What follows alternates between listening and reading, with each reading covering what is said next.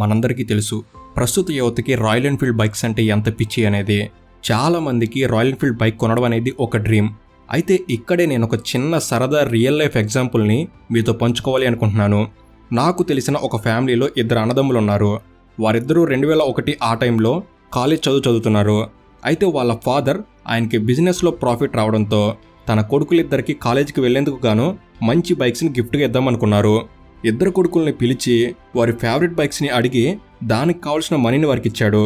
అయితే ఆ ఇద్దరిలో చిన్నవాడు వెళ్ళి వెంటనే ఆ రాయల్ ఎన్ఫీల్డ్ బైక్ని కొనుక్కొని తెచ్చుకున్నాడు. ఆ బైక్తో అతను ఎంతో సంతోషంగా ఉన్నాడు.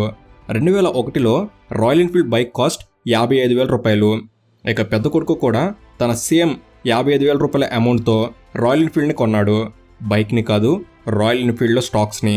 ఆ సమయంలో ఆ కంపెనీలో ఒక షేర్ ప్రైస్ 17 రూపాయల 50 పైసలు. అంటే తన దగ్గర ఉన్న 55,000 రూపాయలకు గాను అతనికి 3,142 షేర్స్ అనేవి వచ్చాయి. ఆ సమయంలో చిన్నవాడు ఇవేం పట్టించుకోలేదు. ఇక 20 ఏళ్ల తర్వాత నేడు చూస్తే చిన్నవాడి రాయల్ ఎన్ఫీల్డ్ బైక్ అనేది పాడై పక్కనుండిపోయింది. దాన్ని అమ్మితే కేవలం ఒక 20,000 వస్తాయేమో అంతే. మరి పెద్దవాడి విషయానికి వస్తే ఆ రోజు అతను కొన్న 17 రూపాయల 50 పైసల స్టాక్ ప్రైస్ అనేది నేడు 2020కి గాను 18,000 రూపాయలకి పెరిగింది. అంటే పెద్ద కొడుకు దగ్గర ఉన్న మొత్తం 3,142 షేర్ల ధర నేడు 5.65 కోట్ల రూపాయలకి పెరిగింది. ఆ రోజు అతను ఇన్వెస్ట్ చేసింది కేవలం 55,000 రూపాయలు, అంటే ఒక బైక్ కాస్ట్ ధర మాత్రమే. కానీ నేడు అతని దగ్గర 5.65 కోట్ల రూపాయలుగా ఉన్నాయి. సో దీన్ని బట్టే మనం అర్థం చేసుకోవచ్చు ఇన్వెస్ట్మెంట్ అనేది ఎంత పవర్ఫుల్లో. వరల్డ్స్ గ్రేటెస్ట్ ఇన్వెస్టర్ అయిన వారెన్ బఫెట్ కూడా చెప్పేది ఒకటే, ఈ రోజున మీకు అవసరం లేని వస్తువులను కొంటూ పోతే కొద్ది రోజుల్లోనే అవసరమైన వస్తువుల్ని అమ్ముకునే పరిస్థితులు నెలకొంటాయి అని. అలాగే ఖర్చు చేశాక మిగిలిన మొత్తాన్ని ఆదా చేయటం కాదు, ముందుగా కొంత మొత్తాన్ని ఆదా చేయగా మిగిలినది ఖర్చు పెట్టుకోండి అని. కనుక ప్రతి ఒక్కరూ ఇన్వెస్ట్మెంట్ గురించి కనీసంగా నేడు అవగాహన కలిగి ఉంటేనే ఈ సొసైటీలో సర్వే అవ్వగలరు. కనుక ఈరోజు ఈ వీడియోలో ఇన్వెస్ట్మెంట్కి సంబంధించిన గుడ్ రిటర్న్స్ని ఇచ్చే ఒక బెస్ట్ ఇండెక్స్ ఫండ్ గురించి తెలపబోతున్నాను. అదే HDFC life NFO mid cap 150 momentum 50 index fund. దీని గురించిన పూర్తి విషయాలు ఇప్పుడు చూద్దాం. సో ఇక లేట్ చేయకుండా let's get into the video.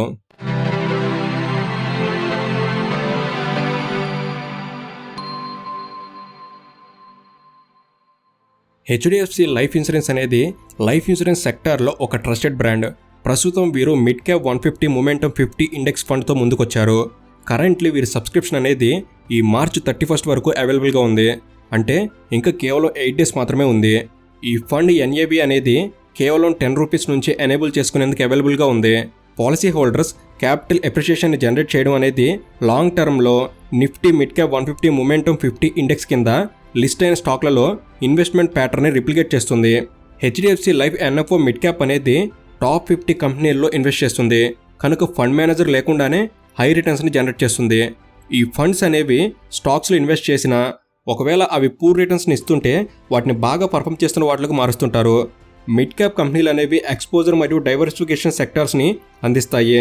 ఇవి higher growth opportunities and potential ఇవ్వడంతో రేపు ఇవి లార్జ్ క్యాప్గా మారతాయి. ఇండెక్స్ ఫండ్ అనేది ఫైనాన్షియల్ మార్కెట్కి సరిపోయేలా పోర్ట్ఫోలియోని కలిగి ఉండే ఫండ్.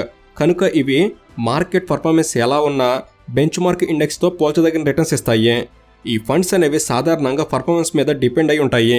కనుక ఫండ్ల పనితీరు విషయంలో ఎలాంటి వరీ టెన్షన్ పడాల్సింది లేదు. అలాగే స్టాక్లను ఫండ్ మేనేజర్ ఎంపిక చేస్తాడు. అలాగే కంప్యూటర్ అల్గారిథం ద్వారా స్టాక్స్ అనేవి బెస్ట్గా పర్ఫామ్ చేస్తాయి. దాంతో మీ పోర్ట్ఫోలియోలో భాగమవుతాయి. ఈ NFO Nifty mid cap 150 momentum 50 అనేది లాస్ట్ 5 ఇయర్స్లో 31.2% రిటర్న్స్ని, లాస్ట్ 10 ఇయర్స్లో 27.4% రిటర్న్స్ని ఇచ్చాయి. కనుక HDFC లైఫ్ NFO అనేది కూడా ఇదే విధమైన రిటర్న్స్ని ఇస్తుందని ఎక్స్పెక్ట్ చేయవచ్చు. మీరు నిఫ్టీ మిడ్ క్యాప్ 150 మొమెంటమ్ 50 ఫండ్లో 2014లో కనుక ఇన్వెస్ట్ చేసినట్లయితే ఈ 10 ఇయర్స్లో మీ రిటర్న్స్ అనేవి 11xగా ఉండేవి. HDFC life insurance company limited అనేది HDFC బ్యాంక్ లిమిటెడ్ ద్వారా ప్రమోట్ చేయబడింది. HDFC లైఫ్ అనేది December 31, 2023 నాటికి టోటల్ AUM అనేది అప్రాక్స్గా 2.79 lakh crores ఉండి కంపెనీపై కస్టమర్స్ ట్రస్ట్ని హైలైట్గా పొందింది. HDFC లైఫ్ NFOలో ఇన్వెస్ట్ చేయడం అనేది అట్రాక్టివ్ రిటర్న్స్ని ఇవ్వడం మాత్రమే కాదు, మీకు మంత్లీ ప్రీమియంపై 120 times లైఫ్ కవర్ని కూడా ప్రొవైడ్ చేస్తుంది. అంతేకాదు మీరు అండర్ సెక్షన్ 80C కింద ట్యాక్స్ బెనిఫిట్ని కూడా పొందవచ్చు. అలాగే మెచ్యూరిటీ మీద అండర్ సెక్షన్ 10(10D) కింద ట్యాక్స్ ఫ్రీని అప్ టు 2.5 lakhs వరకు పొందవచ్చు. HDFC లైఫ్ అనేది సూపర్లైటివ్ రిటర్న్స్ని ప్రీవియస్లీ లాంచ్ చేసి వాటి మీద డెలివరీ చేసింది. హెచ్డిఎఫ్సి లైఫ్ డిస్కవరీ ఫండ్ అనేది 25.4% CAGR రిటర్న్స్ని లాస్ట్ 5 ఇయర్స్లో ఇచ్చింది. అలాగే రీసెంట్లీ లాంచ్ చేసిన HDFC life flexi cap fund కూడా 29.7% రిటర్న్స్ని ఇచ్చింది. మీరు ఈ ఎన్ఎఫ్ఓలో కనీసంగా మంత్లీ 2000 నుంచి ఇన్వెస్ట్ చేయవచ్చు. ఇక హెచ్డిఎఫ్సి లైఫ్ అనేది పాలసీ హోల్డర్ అకాలంగా మరణిస్తే ఫ్యూచర్ ప్రీమియమ్స్ని మరియు మెచ్యూరిటీ ఫండ్ని చెల్లిస్తుంది. అలాగే నామినీకి ఫండ్ని చేరుస్తుంది. దీనివల్ల కస్టమర్ మీద డిపెండ్ అయిన వైఫ్, చైల్డ్, పేరెంట్స్ తద్వారా ఫైనాన్షియల్ గోల్స్ని మీట్ అవ్వగలరు. లైఫ్ ఇన్సూరెన్స్ ప్లాన్స్లో ఈ యూనిక్ ఫీచర్ అనేది అవైలబుల్గా ఉంది. ఇక ఎన్ఆర్ఐ కస్టమర్ల కోసం ఈ ఫండ్లో వారికి నచ్చినంత అమౌంట్ ఇన్వెస్ట్ చేయవచ్చు. దాంతో వారు కూడా ఇండియా గ్రోత్ స్టోరీలో పార్ట్ అవుతారు. జస్ట్ ఫర్ రెఫరెన్స్, ఎన్ఆర్ఐ ప్లాన్లో మంత్లీ 18,000 కనుక ఇన్వెస్ట్ చేస్తే అతను 2 crore వరకు హై రిటర్న్స్ని పొందవచ్చు. కనుక ఈ బెనిఫిట్ని మీరు ఉపయోగించుకోవాలనుకుంటే హెచ్డిఎఫ్సి లైఫ్ ఎన్ఎఫ్ఓ వారికి సంబంధించిన లింక్ అనేది కింద డిస్క్రిప్షన్లోను కామెంట్ సెక్షన్లో ఉంచుతాను. కేవలం ఈ మార్చ్ 31 వరకే సబ్స్క్రిప్షన్ అనేది అవైలబుల్గా ఉంది. అంటే కేవలం 8 days లెఫ్ట్ ఓన్లీ. కనుక ఈ బెనిఫిట్ని యూజ్ చేసుకోండి. సో ఇది ఫ్రెండ్స్, ఈ వీడియో అనేది మీరు కొన్ని కొత్త విషయాలు తెలుసుకోవడంలో ఎంత కొంత ఉపయోగపడిందని నేను భావిస్తున్నాను. ఈ వీడియో కనుక మీకు నచ్చినట్లయితే జస్ట్ లైక్ చేయండి చాలు. ఇలాంటి మరిన్ని ఇన్ఫర్మేటివ్ వీడియోస్ ఇక్కడ నుంచి రాబోతున్నాయి. వాటిని మీరు కూడా పొందేందుకు తప్పకుండా మన తెలుగు నాలెడ్జ్ సబ్స్క్రైబ్ చేసుకొని బెల్ని ఆల్లో పెట్టుకోగలరని మనవి. Thank you for watching. Have a good day.